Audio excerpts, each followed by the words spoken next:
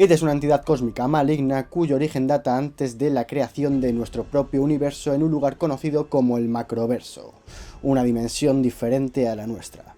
Llegó a la Tierra de forma física hace muchos siglos, en la época de la prehistoria, en un asteroide. Es un ser agresivo, malévolo y violento que despierta cada 27 años en la misma zona del norte de América donde el meteorito cayó siglos atrás y actualmente se encuentra el pueblo de Derry, provocando muertes, desapariciones y tragedias. Si hay algo característico de It, de Pennywise, es su capacidad para detectar los miedos de sus víctimas y transformarse en aquellas cosas que más temen.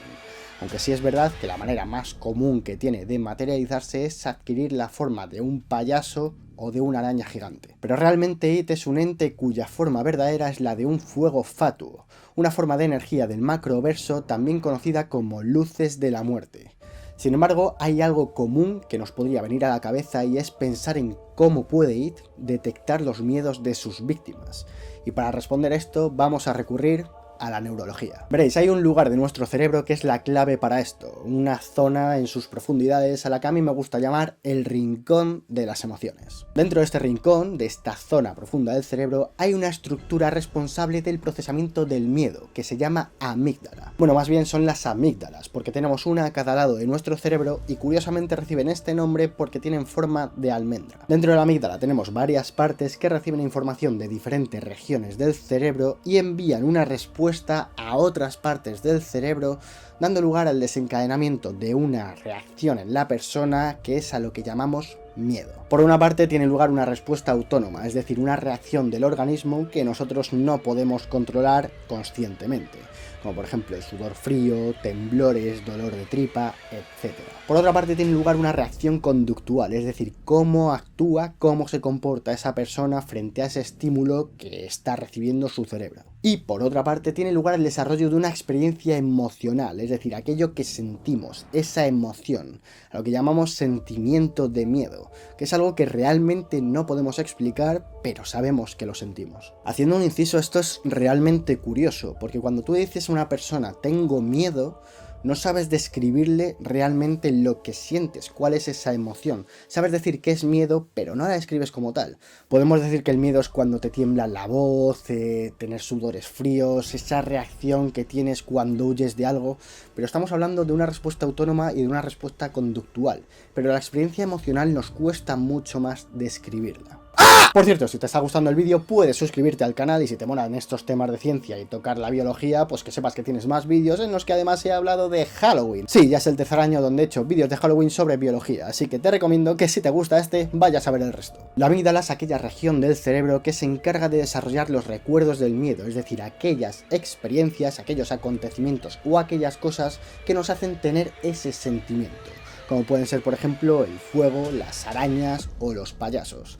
Esto es lo que se conoce como miedo aprendido. Por lo tanto, estas dos pequeñas almendras que tenemos en el cerebro son las que nos dan la respuesta a la pregunta del vídeo. Realmente Pennywise no tiene por qué conocer los miedos de sus víctimas. Lo único que tiene que hacer es incidir en esta región del cerebro y de esta manera es como consigue que sus víctimas vean sus miedos aprendidos, experiencias traumáticas que provoquen esta reacción en ellos. De hecho, se ha visto de manera experimental en animales que estimular la amígdala provoca hipervigilia, alerta y ansiedad. La manera de incidir que tiene Pennywise en estas regiones del cerebro es relativamente sencilla, lo único que tiene que hacer es acceder a ellas a través de los sentidos de sus víctimas. Como hemos dicho al principio del vídeo, la manera que tiene It más común de materializarse es en forma de payaso terrorífico o de araña gigante. Pero normalmente cuando hace que sus víctimas le vean de esta manera ya ha conseguido incidir en su cerebro a través de dos vías o estímulos sensoriales. Por una parte tenemos el estímulo visual. It es un ente basado en 3 puntos de luces, esos fuegos fatuos, y como tal puede entrar a través de los ojos incidiendo y llegando a las amígdalas, haciendo que la persona vea lo que más miedo le da. Por ejemplo, Ben ve al niño sin cabeza, Stan ve a la señora del cuadro o Billy ve a su hermano Georgie, asesinado por el propio Pennywise. Y por otra parte tenemos el estímulo auditivo. It es capaz de manipular lo que oyen sus víctimas y posiblemente lo lleva a cabo a través de un sonido estándar, como por ejemplo este. Dicho sonido hace llegar esta información a esa parte concreta del cerebro, pero la persona sin embargo lo escucha como aquello que le da más miedo. Por ejemplo, Billy escucha a su hermano Georgie pidiéndole perdón y diciéndole que le quiere, Mike escucha a las personas quemadas y Beverly escucha a los niños en el baño. Esto que estoy diciendo se podría ver como una hipótesis, como una posible explicación. Pero hay una escena de la primera película que nos demuestra la capacidad que tiene Pennywise para incidir en el cerebro de su víctima y manipularlo a su antojo. Vamos a verlo. ¿Cómo te has metido ahí dentro? Me ha arrastrado una tormenta. A mí y a todo el circo. ¿No hueles a circo, Georgie? En el momento en el que Pennywise pregunta a Georgie, ¿no hueles a circo, Georgie? Este ya ha incidido en el cerebro de su víctima, haciendo que ésta sea capaz de oler ese olor a circo. A cacahuetes, a algodón de azúcar, a perritos calientes y a... ¿Palomitas? ¡Palomitas! ¿Es lo que más te gusta? Ajá. Y a mí. Efectivamente, It es capaz de entrar en el cerebro de su víctima y manipularlo. En este caso hace que Georgie sea capaz de oler las palomitas y ese olor a circo. Bien, una vez que It ha conseguido entrar en el cerebro de sus víctimas y presentarse a ellas, hacer que de alguna manera éstas conozcan quién es, el siguiente paso para terminar de aterrorizarles es jugar con la sugestión. En otras palabras, hacer que piensen y vean lo que él quiere que piensen y vean.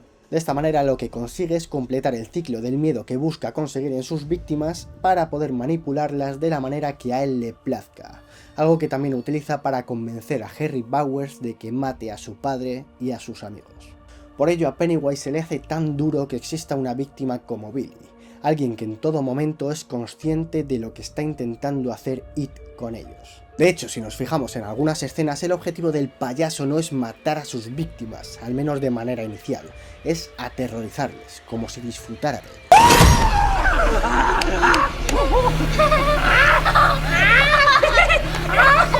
Y volviendo a las funciones neuronales y a la conducta de las víctimas, si analizamos el comportamiento de estas en función de la distancia o de la proximidad de It, del payaso, de esa amenaza, podemos ver diferencias muy interesantes a nivel emocional. Cuando la amenaza es potencial, es decir, que It no está tan cerca como para suponer un peligro, la emoción atribuida es la ansiedad.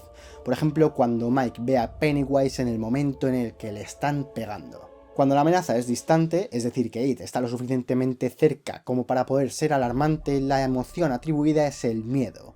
Por ejemplo, cuando Eddie ve a It con todos los globos. Pero sin embargo, cuando It está próximo a su víctima, la emoción atribuida es el pánico. Esto lo podemos ver cuando el propio Pennywise juega con Eddie en la casa. Por lo tanto, aunque a nivel de ficción se plantea a Pennywise como un ser que se alimenta del miedo de sus víctimas, científicamente y planteado desde esta perspectiva, podríamos decir de alguna manera que It es un poderoso conocedor del miedo y las bases neurológicas implicadas en ello, además de un experto en lo que respecta a la psicología humana. Algo que puede venir determinado por haber convivido durante tantos años de historia con la población de Derry durante sus regresos y masacres cada 27 años. Sin embargo, aunque el conocimiento es una de las armas más poderosas que tiene Pennywise en su mano, es una criatura verdaderamente vulnerable porque depende de la susceptibilidad que tienen sus víctimas para sentir miedo y para ser sugestionadas. En el momento en el que una persona es capaz de controlar sus miedos, algo que es posible aprender, y que al mismo tiempo es capaz de reconocer que aquello que ocurre a su alrededor no es real, sino que es el producto de algún tipo de manipulación que hay detrás, en otras palabras, que esa víctima no puede ser sugestionada, Pennywise no tiene nada que hacer, y por ello los perdedores son capaces de acabar con él. Así que ya sabéis, gracias a la ciencia, conociendo que el miedo es una reacción natural de nuestro cuerpo ante situaciones amenazantes, que depende de una región de vuestro cerebro, y sabiendo que igual que el miedo se aprende, se puede llegar a controlar, lo único que tenéis que hacer si Pennywise aparece en vuestras vidas es aprender a ser conscientes de ello y ser capaces de dominar vuestro miedo.